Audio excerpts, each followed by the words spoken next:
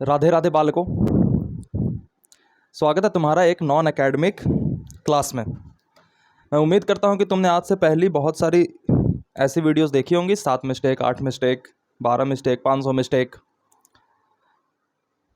But मैं उम्मीद करता हूं कि ये वाली वीडियो तुम्हारी आखिरी होगी। मैं पूरी कोशिश करूंगा कि ये वीडियो तुम्हारी आखिरी बना दूं।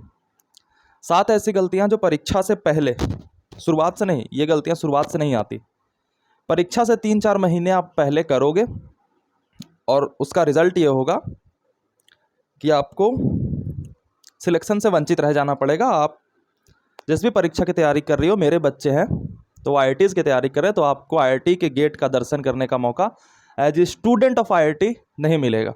ऐसे तो आप ऑटो करके जा करके देख सकते हो, गेट है, बिल्डिंग है, लोहे की, वाह।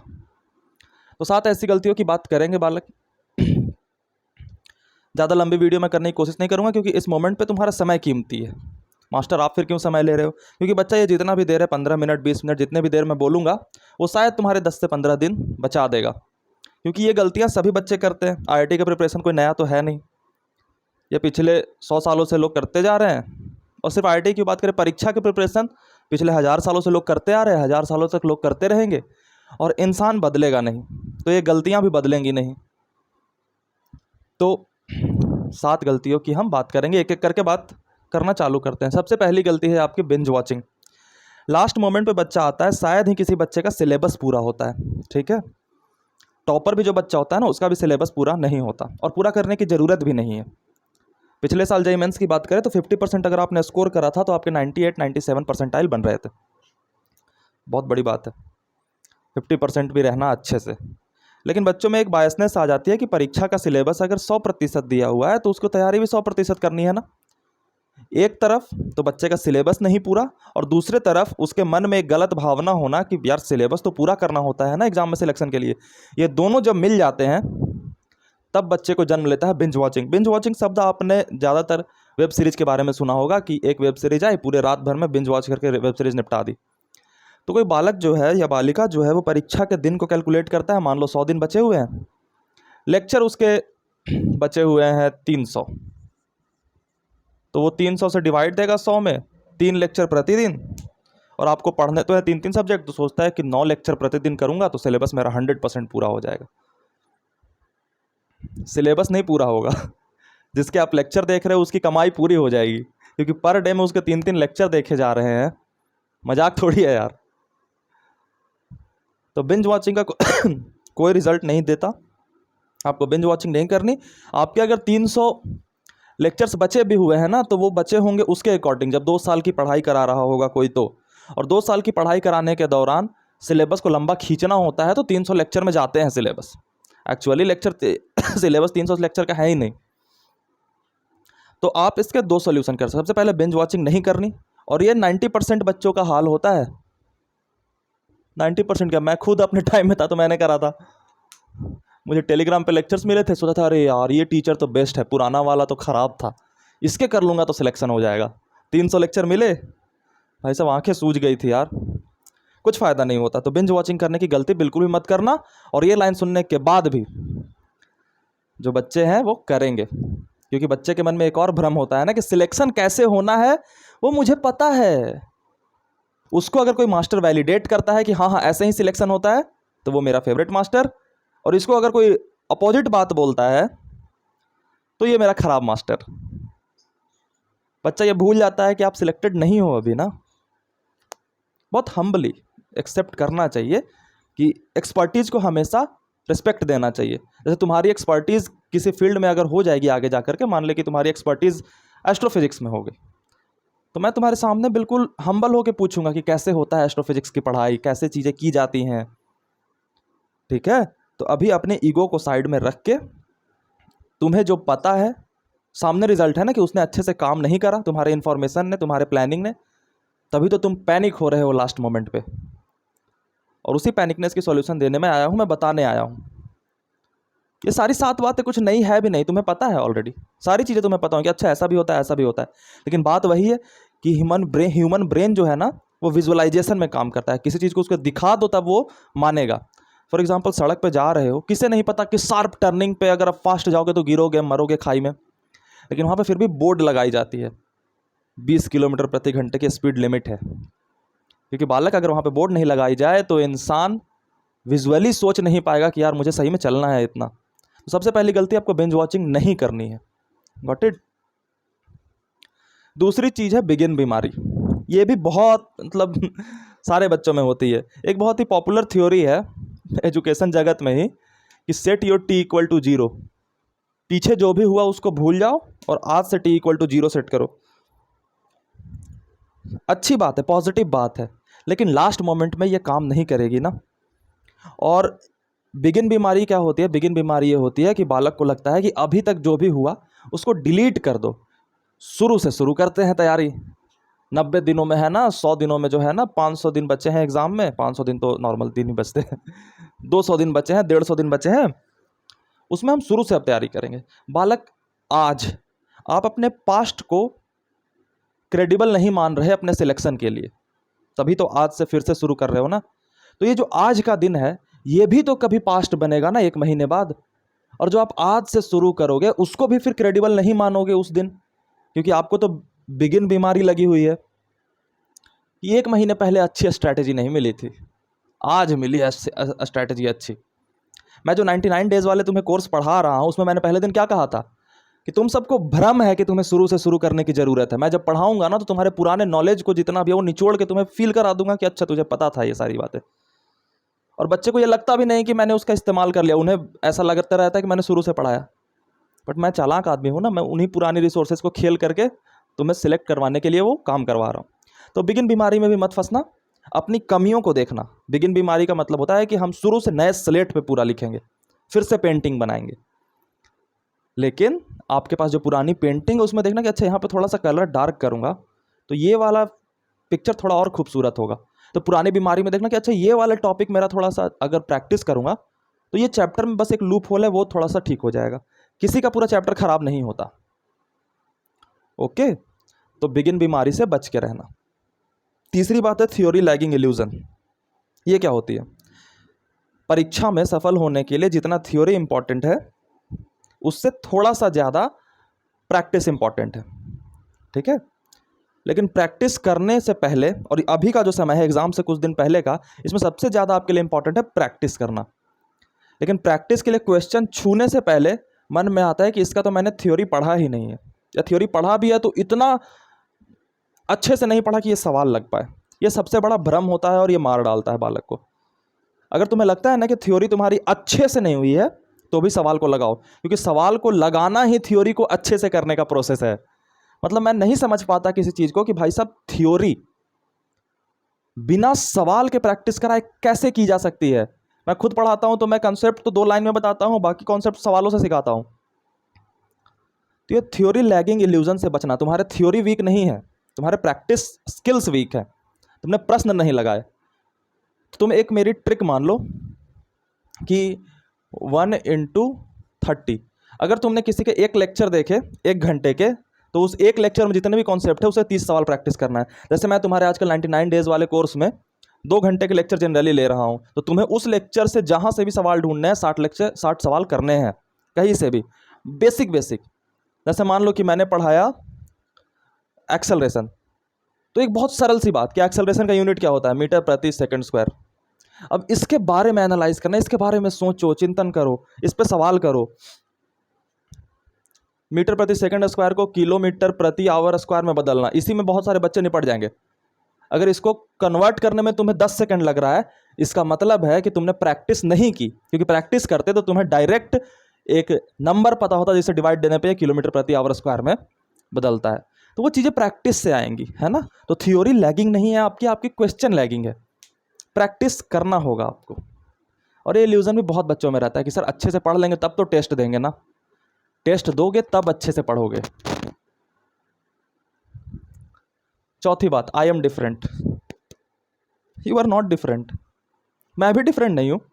पहले मैं अपनी बात बताता हूँ। मुझे अगर ये भ्रम हो जाए कि मेरे से आज के पहले के सारे शिक्षक, सारे गाइड, सारे मेंटर बकवास थे और मेरे बाद सारे बकवास होंगे, मैं ही हूँ कल के अवतार आज का, तो ये कितनी गधे वाली बात होगी ना। सरल सी बात है। बाकी मेरे से पहले बहुत अच्छे अच्छे लोग पढ़ाने वाले हुए, मेरे से बाद बहुत अच्छे अच्छे लोग पढ़ाने वाले होंगे, अभी के समय में मुझसे अच्छे अच्छे पढ़ाने वाले लोग हैं। मैं तो बस अपनी गीत गा रहा हूँ, जिसे मेरा गीत पसंद होगा वो मेरी गीत सुनेगा। उसी तरीके से अगर आप ये मानते हो कि यू आर डिफरेंट और आप ये सारी गलतियां करके भी सिलेक्शन ले जाओगे तो ये बहुत बड़ा भ्रम होता है। ये थोड़ी सी हर्टिंग बात लग जाती है, लेकिन कोई बात नहीं। जो आज तुम्हें हर्ट करेगा वो एग्ज़ाम के दिन तुझे बहुत पसंद आएगा।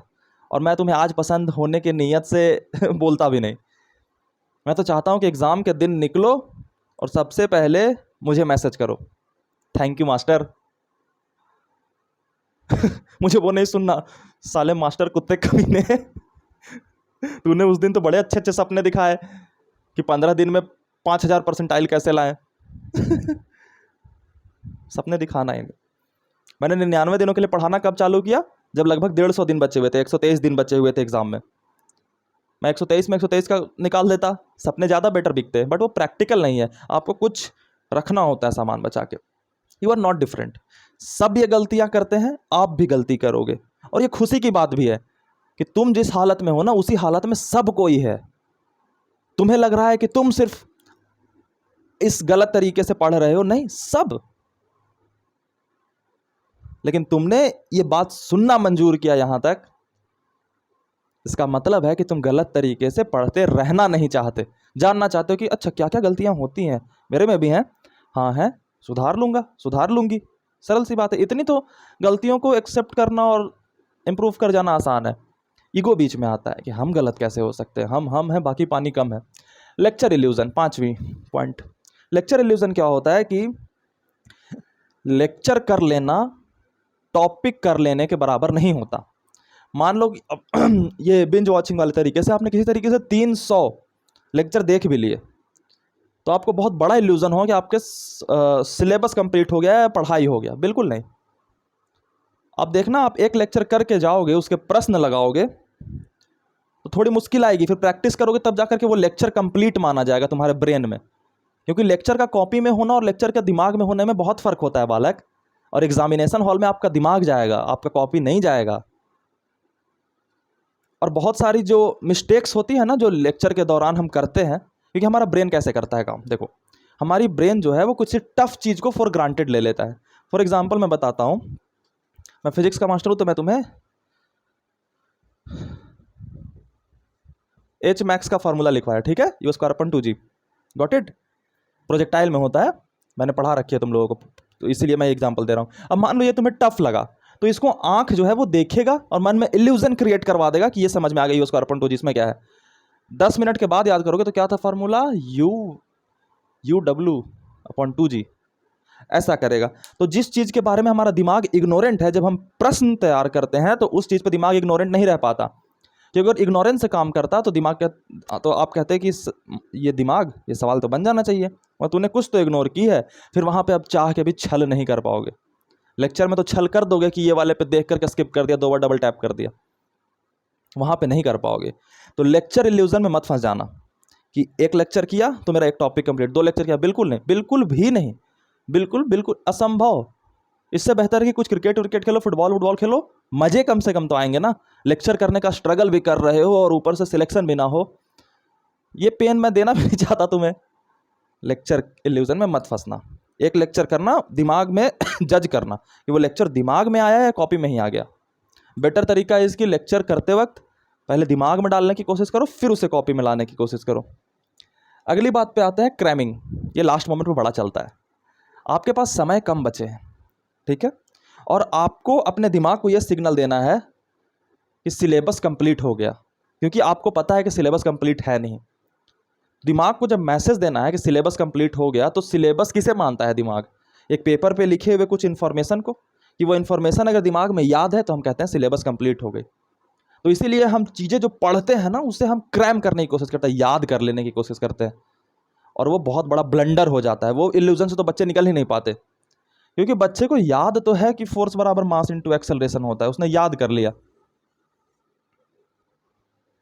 किसी प्रश्न में दे दिया कि मास वेरी हो रहा है, ये वाला फॉर्मूला लगाएगा, निपट गया बालक। अब उसे समझ नहीं होगी कि फोर्स बराबर मास इनटू एक्सेलरेशन कहाँ से आता है, तो वो डूबेगा, क्योंकि फोर्स बराबर मास इनटू एक्सेलरेशन होता ही नहीं है। लेकिन सबसे पॉपुलर ये है, और दिमाग बायस होता है पॉपुलैरिटी की तरफ हर चीज़ में। मास्टर में भी देखो, अच्छा पढ़ा है बुरा पढ़ा है इससे नहीं मतलब होता दिमाग को। पॉपुलैरिटी, किसके आसपास नंबर्स ज़्यादा दिख रहे हैं, and popular is always wrong, like this. ये काम कर जाता है, लेकिन फोर्स बराबर मास इनटू एक्सेलरेशन नहीं होता। अब मेरे से जो बालक पढ़े हुए हैं न्यूटन्स के 99 कोर्स वाले में दूसरे लेक्चर में मैंने बताया था ना कि कैसे आता है ये, तो ये क्रैम कर लेंगे, वो मुद्दे की बात नहीं है। आप में से बहुत सारे बच्चे मेरे से नहीं पढ़ रहे होगे, कोई गलत बात नहीं है। आप जहां भी पढ़ रहे हो वहां पे ये सारी गलतियां फिल्टर करने की कोशिश करना, और मेरा मकसद भी नहीं है तुम्हें अपने पास बुलाने का, है ना। 5 पांडव चाहिए, दुर्योधन की करनी सेना नहीं चाहिए। सॉरी, कौन सी सेना थी यार सेना थी क्रैमिंग, अक्षणी सेना, हाँ माफ करना, अक्षणी सेना थी दुर्योधन की। करनी सेना तो आज की है, स्लिप ऑफ टंग हो गया, माफी चाहता हूं। Force equal to mass into acceleration नहीं होता, ये क्रैम करने की कोशिश मत करना। मैंने कहा ना 50% अगर तुम सॉल्व करके आ जाते तो 98 परसेंटाइल पे पहुंच जाते, तो 100% के पीछे नहीं भागना, लेकिन जो पढ़ना ढंग से पढ़ना। क्रैमिंग याद करने की कोशिश मत करना, याद करना ज़्यादा टफ होता है क्योंकि वो कुछ भूल जाओगे, याद किया तो भूल जाओगे। समझ आसान होता है, तो समझ लोगे ना तो तुम्हें याद करने की जरूरत नहीं पड़ेगी। लास्ट बात, एनालिसिस पैरालिसिस, ये इंपॉर्टेंट है, ये तुम्हारे साथ होगा, यही वो पॉइंट है जिसके माध्यम से अब इसके बाद तुम कोई भी स्ट्रैटेजी लेक्चर नहीं देखोगे, कुछ नहीं देखोगे।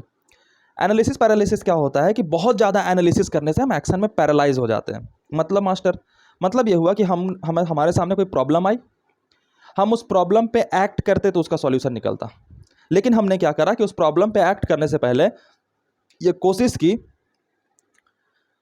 कि 100% पहले उसकी स्ट्रैटेजी जान जाते हैं, क्या ऑड्स होंगे, क्या चीज़ें होंगी, और उस चक्कर में हमने इतना ज़्यादा एनालिसिस कर लिया कि हम अब एक्ट ही नहीं कर पा रहे। होता होगा आपके साथ, बहुत सारी स्ट्रैटेजी वीडियो देख लो और आप एक्ट नहीं करो उन पे, तो आपको फिर स्ट्रैटेजी बनाने से ही फ्रस्ट्रेशन हो जाएगी कि यार इतनी तो स्ट्रैटेजी की, ये किया, वो किया, वो किया। Be serious about your life. एक चीज़ देखी, उस पर एनालाइज किया, उस पर काम किया, फायदा हुआ, अपना लिया, ठीक है। तो टू मच एनालिसिस मत कर देना। अभी तुम देख रहे होगे 100 दिन पहले की वीडियोस, फिर देखोगे 500, इसलिए मैं भी नहीं करता। ये 7 मिस्टेक वाली वीडियो अगले साल भी यही रहेगी, अगले अगले साल भी यही रहेगी, मैं दोबारा बनाता ही नहीं। मैं कह देता हूँ कि ये टॉपिक पे आखिरी वीडियो है। एक ही बात को कितनी बार, क्योंकि ना इंसान बदलेगा ना एग्ज़ाम बदलेगा, तो एग्ज़ाम भी उसी तरीके से एग्ज़ाम लेता रहेगा और इंसान भी ये गलतियाँ करता रहेगा और अच्छे बच्चे सुधारते रहेंगे, ठीक। तो बहुत ज़्यादा एनालिसिस करने की कोशिश नहीं करना। एक तुम्हारा कोई मेंटर होगा, कोई टीचर होगा, वो तुम्हें गाइड कर रहा होगा, उसके अकॉर्डिंग चलते जाओ। और मैं तो अपने बच्चे से कहता हूँ, be my slave I will make you king, मेरे गुलाम बन जाओ, ठीक है। तो ये एनालिसिस पैरालिसिस हो गई। बस यही 7 गलतियां बतानी थी, इन चीज़ों में से तुम सुधारने की कोशिश करना, और बाकी लास्ट में जाते जाते बोलूँगा आई एम नॉट डिफरेंट। सबको लगता है आई am different, but I am not different. मैं भी बाकी इंसानों की तरह हूँ और बाकी इंसानों की तरह ही तुम्हें ये बात बताना चाहता हूँ कि मुझे भी खुशियाँ महसूस होती हैं, मुझे भी दुख महसूस होता है। तो अगर मैं देख लेता हूँ कि अच्छा इस पर पहले वीडियो पे 10 लाइक थे, इस पर 12 आ गए, मुझे अच्छा फील होता है, डोपामीन रिलीज होता है और बहुत अच्छा, और फिर मोटिवेशन आता है कि अरे यार मज़ा आ रहा है, करते हैं। कमेंट देख लेता हूँ तो मुझे ना बहुत एक्साइटमेंट होती है कि अच्छा इस बच्चे ने ये कर रहा है, इसकी डाउट है ये, इस पर ऐसे रिप्लाई देते हैं कि बच्चे को समझ आ जाए, बच्चा खुश हो जाए कि अच्छा मास्टर ने मेरी लाइफ में एक डाउट रिजॉल्व किया, तो बहुत अच्छा लगता है। तो मैं तो हूँ, मैं तुम्हें देख के खुश होता हूँ, तो यार खुश अगर कर सकते हो तो एक लाइक कर देना, एक कमेंट कर देना, ठीक है। क्योंकि I am not different, I feel happiness and sadness by normal things. Radhe Radhe, Radhe Radhe.